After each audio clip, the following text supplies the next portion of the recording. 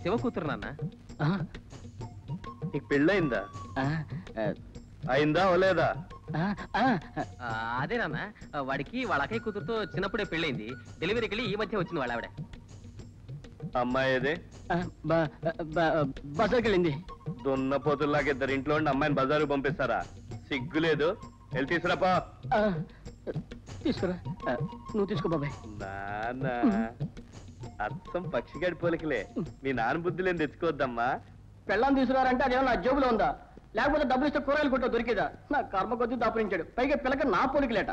నా పోలికలే, నా పోలికలే, నా పోలికలే, నా పోలికలే, నా పోలికలే. అలా తల గోడకేసి కొట్టుకుంటున్నారేమిటి? తలరాత మారుతుందేమోనని. తలరాత మారుతుందని తల పగల కొట్టుకుంటే తల పగులుతుందే కానీ తలరాత మారదు. అలా మారితే ఈ లోకంలో దురదృష్టవంతులే ఉండరు. అంతేనంటారా?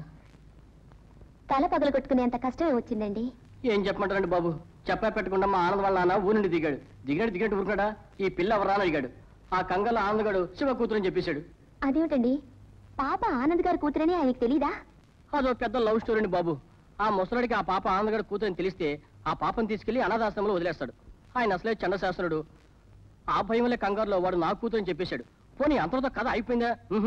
నీ పిల్ల ఎక్కడా అన్నాడు. బయటికి వెళ్ళింది. నన్ను వెళ్ళి తీసుకురారా నన్ను బయటికి గంటేశాడు. అదేమన్నా సంతలో మటన్ చికెన్ అండి, లబ్బుకుని వెళ్ళి టప్పుకుని తీసుకోవడానికి. అంత నా కర్మ అండి బాబు, నా కర్మ. అయితే మరి ఇప్పుడు ఏం చేస్తారండి? ఏం చేస్తానండి, ఇలాగే ఏడుస్తాను. ఏమండి, మీరేమీ అనుకోకపోతే ఓ విషయం. ఓ గంట సేపు మీరు నా భార్యగా నటిస్తారా?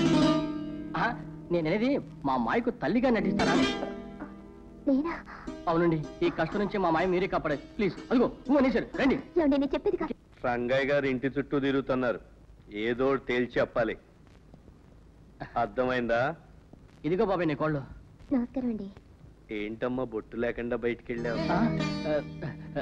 అది ఇప్పుడు స్టిక్కర్ బొట్లు ఫ్యాషన్ కదా బాబాయ్. బొట్టు ఎక్కడో పడిపోయి ఉంటుంది. బొట్టు పెట్టుకోవమ్మా.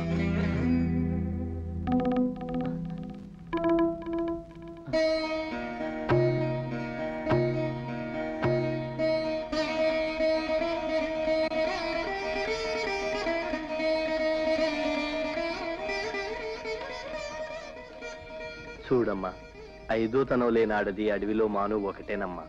బొట్టు పెట్టుకుంటే ఆ కళే వేరు. లక్ష్మీదేవిలాగా లక్షణంగా ఉన్నావు. వెళ్ళి బాబాయ్ కాఫీ తీసురండి. కాఫీ తీసురా.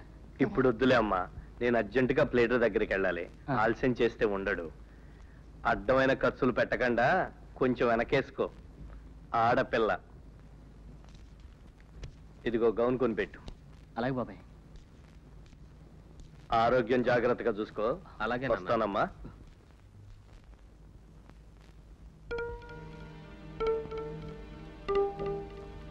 చాలా థ్యాంక్స్ అండి. కొంప ముంచావు కదరా. రే, సమయానికి నువ్వు ఈ డ్రామా ఆడకపోతే నిజంగానే కొంప మునిగేది. థ్యాంక్స్ రా.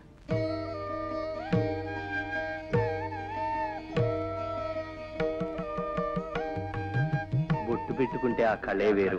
లక్ష్మీదేవిలాగా లక్షణంగా ఉన్నావు.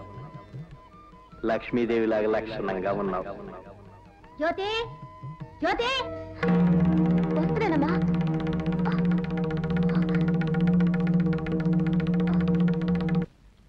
సలాం అలైకుం ఫకీర్ భాయ్. సలాం అలైకుం. అస్సలాం అలైకుం. హిందూ ముస్లిం బాయ్ బాయ్. అదేమిట్రా మేము లేకుండా మందు కొడుతున్నావు? కొట్టాల్సిన పరిస్థితులు వచ్చాయిరా. ఏం జరిగింది? జరగాల్సిందంతా జరిగిపోయింది.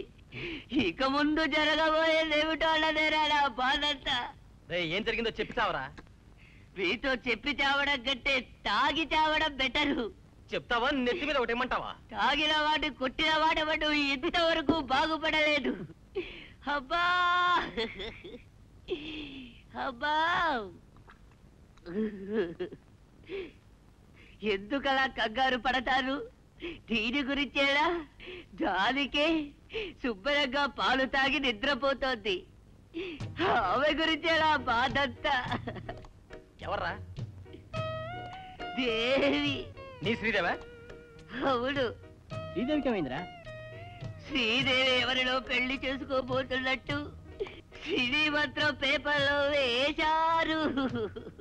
అయితే నీకేమైందా? నాకే బాధంతా. శ్రీదేవి ఎవరిని పెళ్లి చేసుకోకూడదు. 70 ఏళ్ళ వరకు అలాగే ఉండాలి. చేసుకోదు, అలాగే ఉంటుంది. సరేనా? ఒట్టు ఒట్టు. ఒట్టు ఒట్టు. మరి సినీ మాత్రం పేపర్లో అవన్నీ పేపర్లు అమ్ముకోవడానికి ట్రిక్కులు రా. అంతేనట పకీర్. అంతరే దేవాన్. నా బుజ్జి తల్లి కదూ, నా బంగారు కొండ కదే. చీచి. ఓ ఏమండి, ఎక్కడి నుంచి వస్తున్నారు?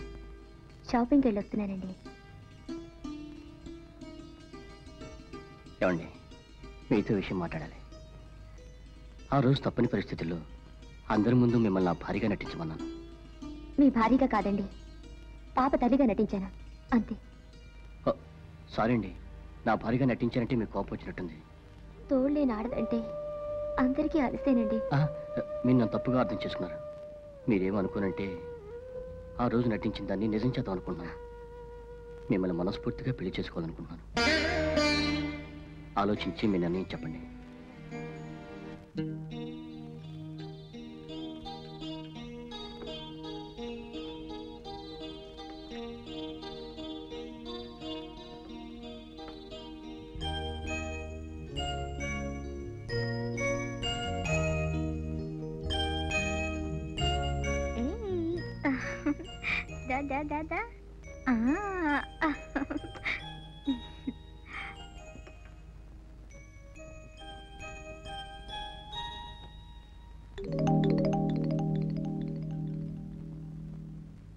ముద్దుగా ఉంది. పాప తల్లి కూడా ఇంత అందంగా ఉంటుందా?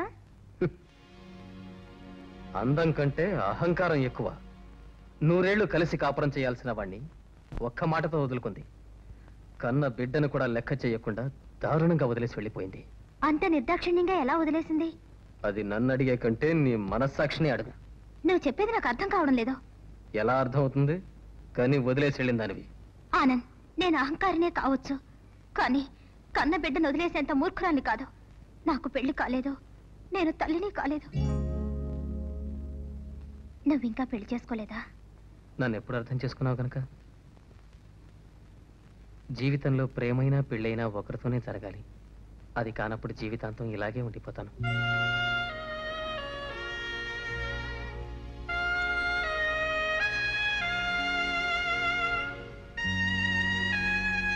ఏమిటి సార్ భోజనం చేయకుండా వెళ్తున్నారు?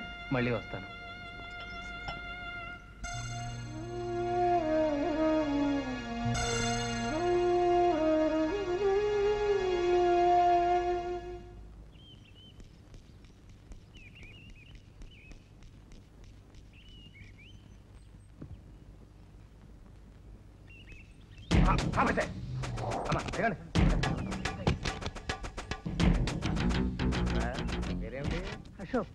అశోక్.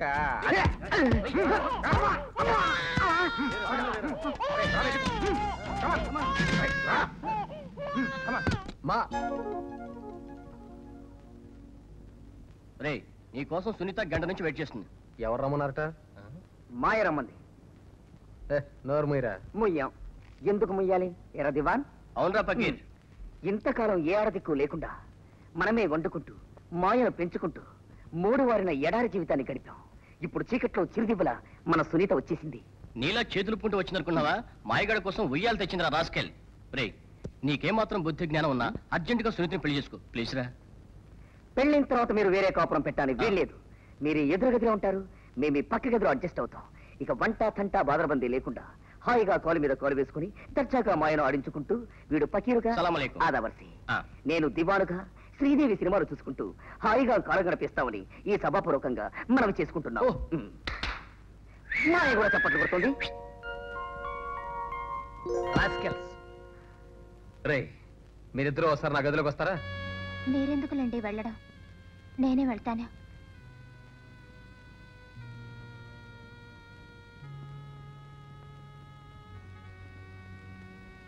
రే, మీరిద్దరూ బాధపడనంటే ఓ విషయం చెప్తానరా. ఏమిట్రా? అన్ఫార్చునేట్లీ మాయ నా కూతురు కాదురా. మరి ఇంతకాలం నీ కూతురు అనుకుంటున్నాం కదరా. నేను అదే అనుకున్నానురా. మరి ఎవరి పాప? దేవుడిచ్చిన పాప అనుకుందాంరా. కానీ మాయకు తల్లి ప్రేమను పంచడానికి ఓ స్త్రీ ముద్దు కావాలి కదరా. అది మన సునీత ఎందుకు కాకూడదురా? ఆ విషయం నేను సునీత మాట్లాడుకుంటాంరా. అదే కదరా మాకు కావాల్సింది. ఇంకెందుకురా మనం ఇక్కడ వెళ్ళి సునీతను పంపిద్దాం పద